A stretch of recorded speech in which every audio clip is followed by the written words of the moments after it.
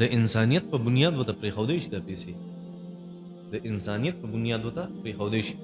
ګوره د کافر سره هر هغه معامله ناروا ده په کومه معامله کې چې مسلمان ته او دین اسلام ته نقصان وي.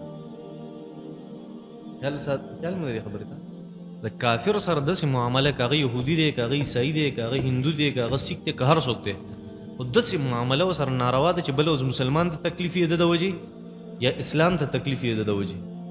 اوس دا ټولې خبرې پکې رالې، دا فارموله مې ته ذکر صحیح ده.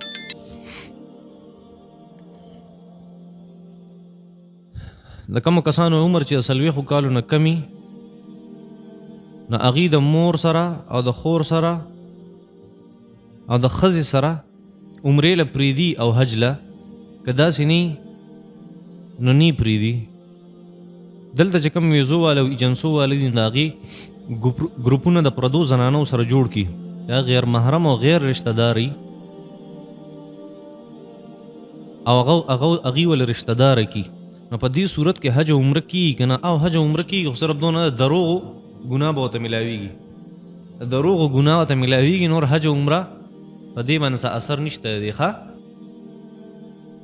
زه چې کوم ټریول ایجنسی والا دي او د ویزو کاروبار کوي او د ټیکټونو کاروبار کوي، نه هغوی دپاره ګاګ ګورمه، نه ایجنسی والا ماله په خوشحالۍ باندې 500 روپۍ د یو ګاګ په سر باندې راکوي.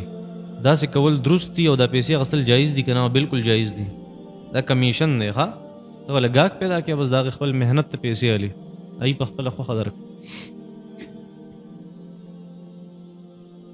مونږ اورېدلی دي چې کله یو سړی حج او عمرې له لاړ شي نو مسجد نبوي صلی الله علیه وسلم ته تلل او هلته 40 منځونه کول دا ضروري دي.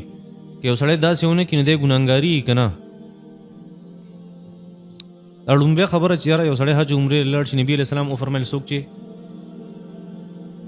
مکې ته راغی او مدینې منورې ته زما خواله رانغی نو ده ما سره جفا وکړه، ده زما سره بېوفایي وکړه. دا نبي علیه الصلاة والسلام فرمایي څوک چې مکې ته راغی او مدینې ته رانغی ده زما سره بېوفایي وکړه. دا روایت ته مرفوع روایت ته. دا د لومبۍ جواب. او دویم جواب چې 40 ورځې هلته مونځ ضروري خو نه دی، خو د خپل فضیلت دی، دغه فضیلت نه سړی محرومه کېږي.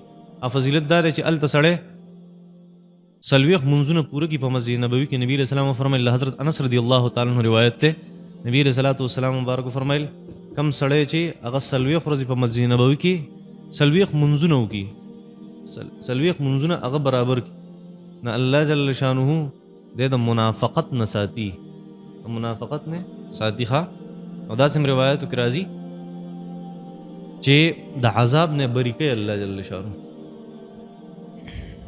نبی علیہ الصلوۃ والسلام په خوب کې لیدل دا د بزرګۍ علامت دی، نه دا د بزرګۍ علامت نه دی. ښه په خوبونو څوک بزرګ کېږي نه، د بزرګۍ علامت دا دی چې نبی علیہ الصلوۃ والسلام کومې طریقې دي د هغې اتباع وکړي سړی، په دې بزرګ کېږي سړی، په دې نه بزرګ کېږي چې نبی علیہ السلام په خوب کې ویني. صحیح ده؟ بغیر د سزا نه د یو مجرم توبه قبلېدی شي که نه شي قبلېدی؟ ګوره جرمونو خو هغه مختلف قسمونه دي، خو عامه خبره دا ده که په ده باندې سزا د عدالت طرف نه شریعت سزا مقرر کړي چې عدالت په دله سزا ورکړي، نو که عدالت ته پته نه لګېدلي نو که دی بیا توبه وباسي الله جل شانو د توبه قبلوي. خو که عدالت ته پته ولګېده نو بیا د عدالت لپاره دله سزا ورکول هغه ضروري دي، بیا د هغې نه بغیر دی نشي معاف کېدی. ښه تاسو پرون په درس قرآن کې ویلي وو چې اسرائیل نه دي تسلیمول پکار،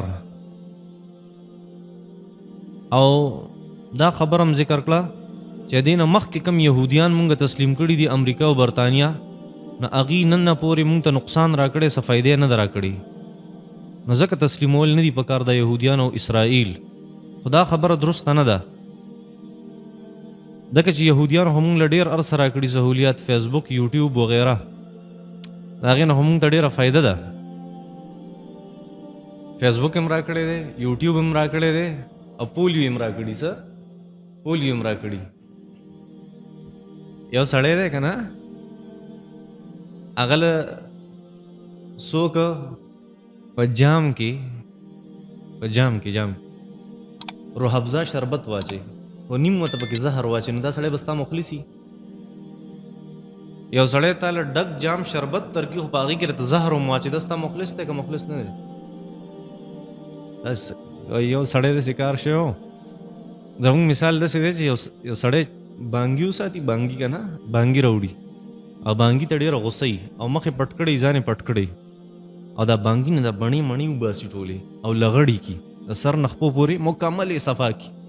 نو بانګي ته به تکلیف وي که نه به یې تکلیف بیا یې پرېږدي بیا دی لاړ شي مخ هم ښکاره کي کپړې هم بدلې کي واپس راشي او بانګي له قیمتي خوراک راوړي دانې وله راوړي روزانه پې دانې خوري او بانګي په هغه پورې منډې وایي چې دا زما ډېر مخلص دی.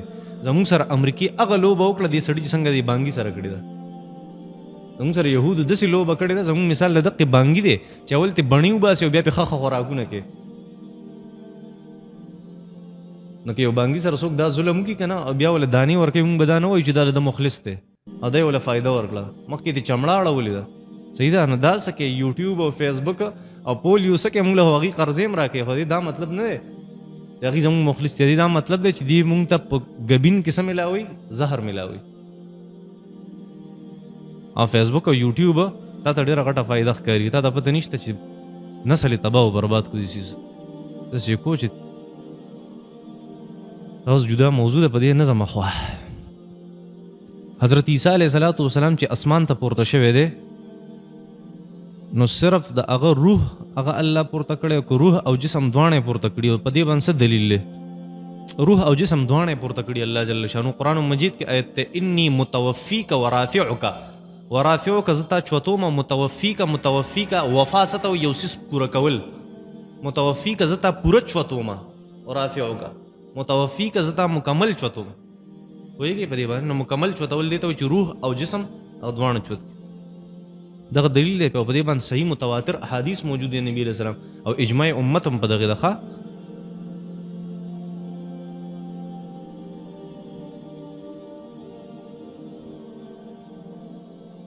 دی وایي زما د واده 2 کاله وشو او زما نه یو 2 غلطیانې شوي دي د یو ملګري د لاسه چې د هغه په وینا باندې مې داسې کړو اوسه پورې زه په ما باندې هغه بوج دی نه دی به څه کفاري.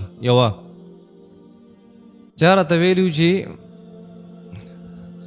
ښځه به دې د یو ګیلاس پیو نه اوسکي بیا به دې تم اوسکې نو ما داسې کړو بیا راته وروسته پته ولګېده چې دې سره خو تاسو دواړه خور او ورور شوې.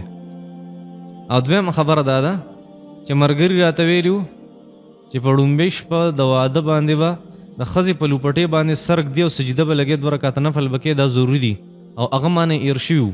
اوس زما سمجھ ته نه راځي مانه غلطي شوې ده دې به څه کفاري دا غلطي نه ده شوې غلط فهمي ده شوې دا دواړه خبرې دا دوست ستا نه غټ بېوقوف دی ته د هغه نه زیات بېوقوف نه د ښځې په لوپټه باندې سجده لګول شته په دین اسلام کې او نه په رواج کې او نه د یو ګیلاس پیو نه که تا او ښځې دې پی وڅکل نو په دې سره څوک رور خور کېږي نه ښه دا فضول خبرې دي بس مشهورې شي په دې معاشره کې. یو هلک وایي چې زما د تره لور د ما سره ډېر زیات محبت دی خو که زه سره محبت ونه کړم په دې زه ګناهګارېږم که نه لکه مسلمانانه ازار څه لالي ازار څه لالي بس قباحت که پکې نه شرعي د دین اسلام د طرف نه که څه قباحت پکې نه نو پکار ده او که نه نو ستا خوښه ده ستا اختیار دی محبت او دا څیز نه سړی په زوره باندې کوي. ښه که یو بېهوشه سړی هغه ښځې له طلاق ورکړي یا یو سړی خپلې ښځې ته ووایي که داسې کار دې وکړو نو تاله به زه طلاق درکړم په دې سره طلاق کېږي که نه په دې دواړو سره نه کېږي طلاق. ښه د بېهوشه سړي طلاق هم نه کېږي او دویم که یو سړی ووایي چې زه به تاله طلاق درکم په دې هم طلاق نه کېږي. ښه دا فیوچر ټینس دی صحیح ده مستقبل نو لا ورکړی نه دی نو در به کم. صلی الله تعالی علیه